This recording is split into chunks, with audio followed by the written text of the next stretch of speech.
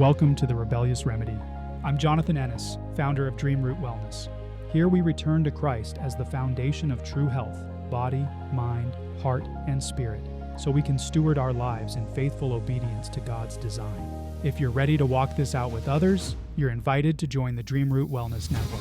Join free or give as you're able at community.dreamrootwellness.com. Let me ask you a hard question. If someone followed your daily habits for the next 5 years, would their life become stronger or weaker? Would their body become healthier or more exhausted? Would their walk with God grow deeper or slowly drift? Because the truth is, most people don't fail in stewarding their body or their walk with God because they lack information. They fail because they lack discipline. We live in a time where knowledge is everywhere. You can listen to sermons all day. You can read scripture on your phone. You can follow pastors, theologians, and Christian creators online. Information is not the problem. Obedience is. Jesus said something in the Sermon on the Mount that cuts right to the issue. Everyone then who hears these words of mine and does them will be like a wise man who built his house on the rock. Matthew chapter 7, verse 24. Notice what he didn't say. He didn't say the wise man was the one who heard his words. He said the wise man was the one who did them. That's discipline. It's the difference between hearing the truth and building your life on it, between knowing what's right and actually practicing it. And that gap, the gap between knowing and doing, is where most people get stuck. They believe the right things, but they don't structure their lives around them. So today we're talking about discipline, not motivation, not hype, discipline. Because discipline is what turns conviction into action. Without discipline, even good intentions drift. But with discipline, obedience becomes a pattern, and patterns shape lives. The modern world says discipline is restrictive. It says discipline limits you. It says discipline is legalistic. But look closely at what the world calls freedom. Eat what you want, sleep whenever you want, scroll endlessly, avoid discomfort, indulge every impulse. That's what the world calls freedom. And what does it produce? Obesity, anxiety, addiction, fragmented focus, weak resilience, spiritual inconsistency. That's not freedom. That's chaos with good marketing. Hebrews chapter 12, verse 11 says, "For the moment, all discipline seems painful rather than pleasant, but later it yields the peaceful fruit of righteousness to those who have been trained by it." The key word there is trained. Not inspired, not emotionally moved, trained. Training requires repetition under resistance. Resistance produces strength, and God uses that resistance to grow us. But that raises an important question. If discipline is part of how God grows us, where in your life is discipline missing? Let's be honest for a moment. Where are you undisciplined right now? Sleep, food, training, speech, your time, your attention, digital consumption? You don't need to answer that publicly, but you should answer it honestly. Because the areas where discipline is missing are often the same areas where life begins to drift. And drift is rarely dramatic. It's subtle, it's quiet, it's gradual, which is why Scripture repeatedly connects maturity with self-control. Let's ground this biblically. In Genesis chapter 1, verse 28, God gives humanity a mandate. And God blessed them, and God said to them, "Be fruitful and multiply and fill the earth and subdue it, and have dominion over the fish of the sea and over the birds of the heavens and over every living thing that moves on the earth." Dominion does not mean domination. It means stewardship under God. To cultivate, to guard, to bring order where there would otherwise be chaos. But that mandate starts closer than most people think. Before you can steward land, influence, or responsibility, you must learn to steward yourself. your body, your appetites, your habits, your time. Proverbs chapter 25, verse 28 says, "A man without self-control is like a city broken into and left without walls." Without self-control, your life has no walls.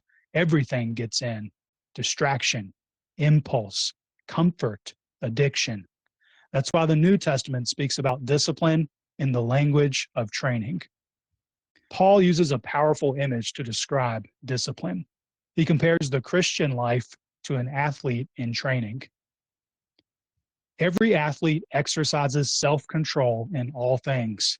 They do it to receive a perishable wreath, but we an imperishable. 1 Corinthians chapter 9, verse 25. In the ancient world, athletes trained intensely for a crown made of leaves, something that would literally fade within days. Paul's point is simple. If athletes discipline their bodies for a temporary reward, how much more should believers discipline their lives for something eternal? He continues in verse 27. But I discipline my body and keep it under control, lest after preaching to others, I myself should be disqualified. Paul understood something modern culture often avoids. Spiritual conviction does not eliminate the need for physical discipline. You can preach truth and still sabotage your health. You can talk about calling and still waste your mornings. You can love God and still be ruled by your cravings. Discipline is how you bring your body under stewardship, and stewardship is obedience. I saw this up close when I worked in pain management earlier in my career. Many of the people coming into that clinic weren't bad people. They were hurting, but when you listen to their stories, a pattern appeared.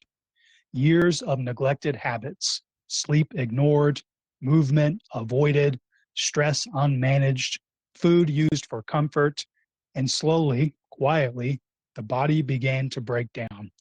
Medication could help manage symptoms, but medication could not rebuild discipline. And without discipline, the underlying patterns stayed the same. That experience forced me to wrestle with something.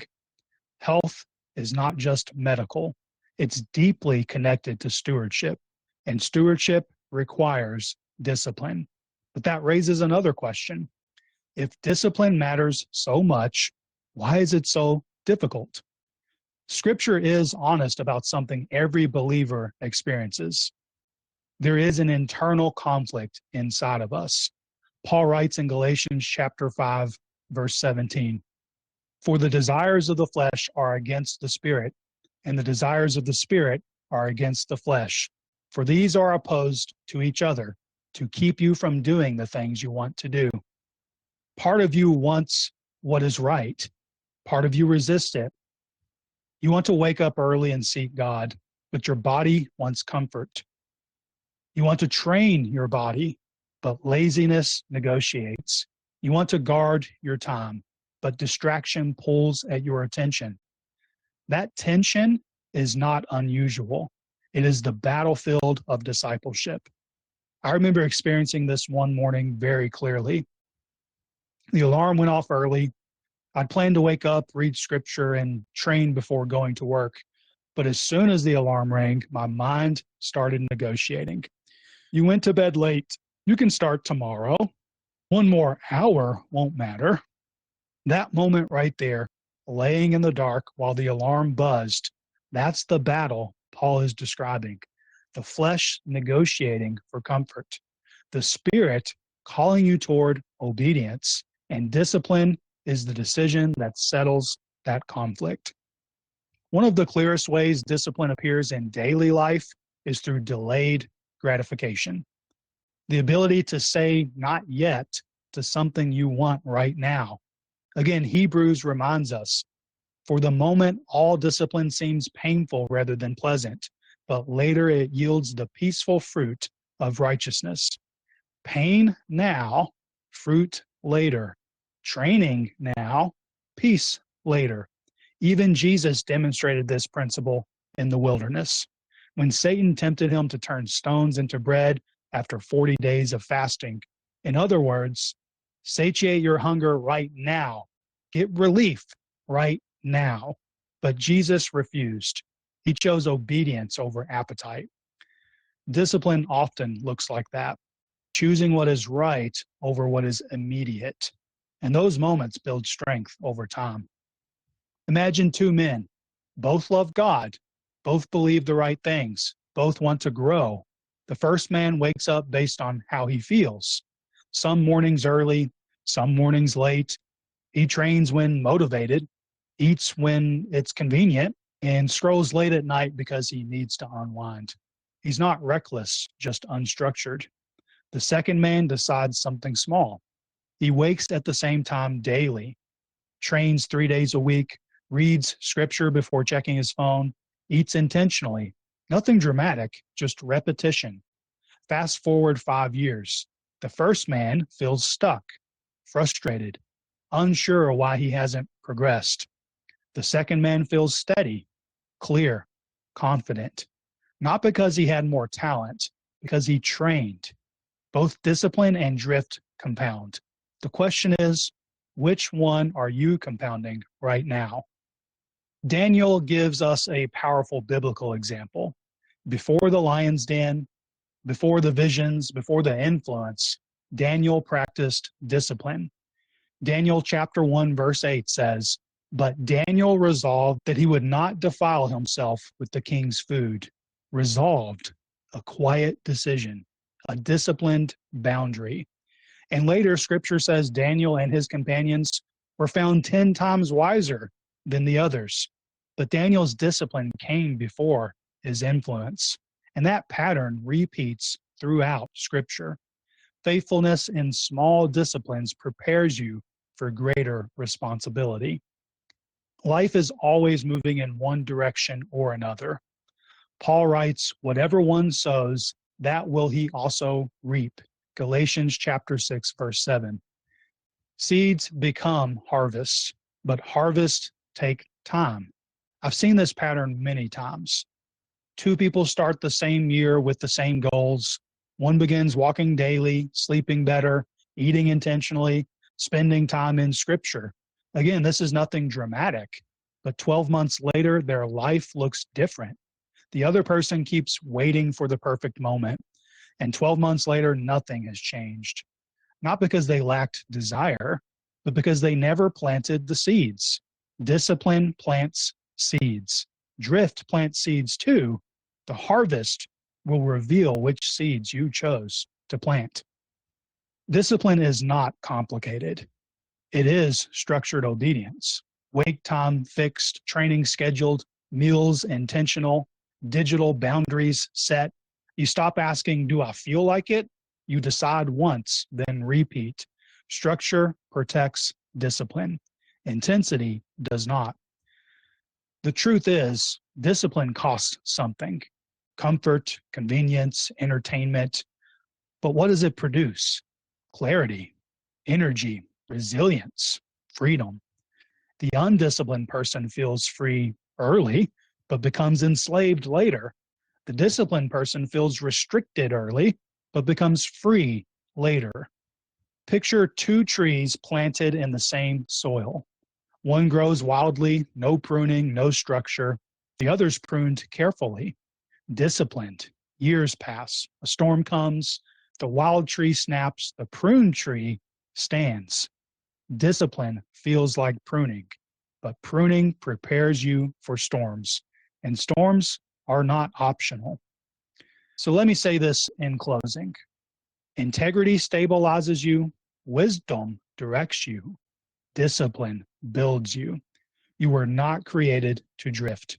You were created to build, to stand, to lead under Christ. Discipline is not punishment, it's preparation. And preparation always precedes promotion. Discipline today, freedom tomorrow. Okay, just trying to join the live stream on my laptop so I can see comments. Not letting me do that though. There we go. But later it yields the peaceful fruit of righteousness. The peaceful fruit of righteousness, it means stewardship over God. It means stewardship under God. If athletes are willing to love, joy, peace, peace for the desires of the flesh, it's the battlefield of discipleship. Just realized I'm reading the wrong script. That's okay. Let's just start from the beginning. That's my mistake. Here we go. From the top.